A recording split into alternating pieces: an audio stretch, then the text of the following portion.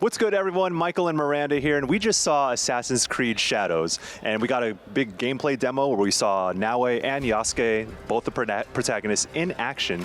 I wanted to ask you, which of these characters did you like more and why? I personally liked Yasuke. I know it's a little bit different because his combat focus is very like heavy melee, like, okay, we're going like head to head with swords, like this is a formal duel, which makes sense for a samurai. The person playing very explicitly said too, it's like he's not taking to the rooftops, he's barging through doors, which we literally saw, and then also through like half of a house, just ran straight through it, knocking down everything. And I was like, yeah, I like that forward approach. I want to be direct. I just want to like smash heads in, which he absolutely did. It was pretty brutal, and I like that.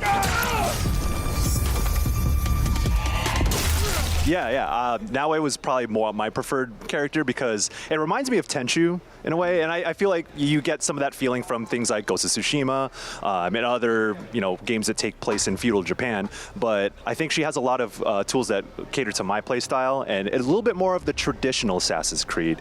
So I think that's one of the distinctions I got from seeing this was Naoe kind of represents the classic Assassin's Creed, whereas Yasuke kind of represents the change that was made with Origins, where a lot more action focused.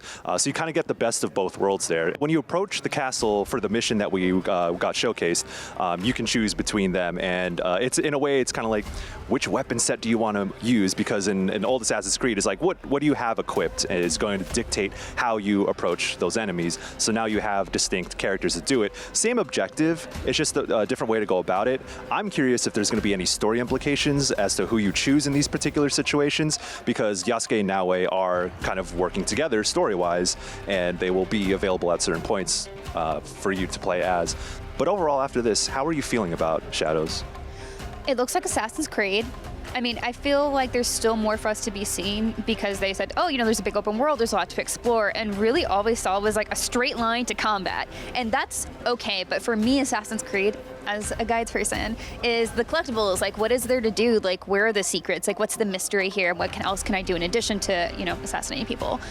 So that's what I'm curious to see. So basically, I just want to see more. I understand that they wanted to showcase the different protagonists, because that is the big appeal, I think, here, in addition to the setting. So I think I'm just ready to see a little bit more, I guess.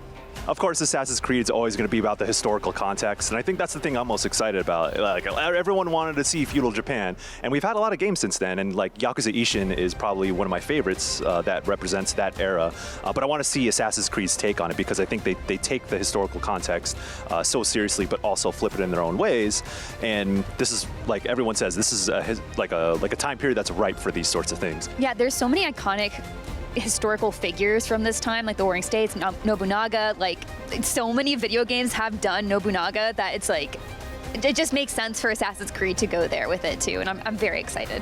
So those are our impressions of Assassin's Creed Shadows, which comes out on November 15th of this year on PC and consoles. And for everything else on Assassin's Creed, stick with IGN.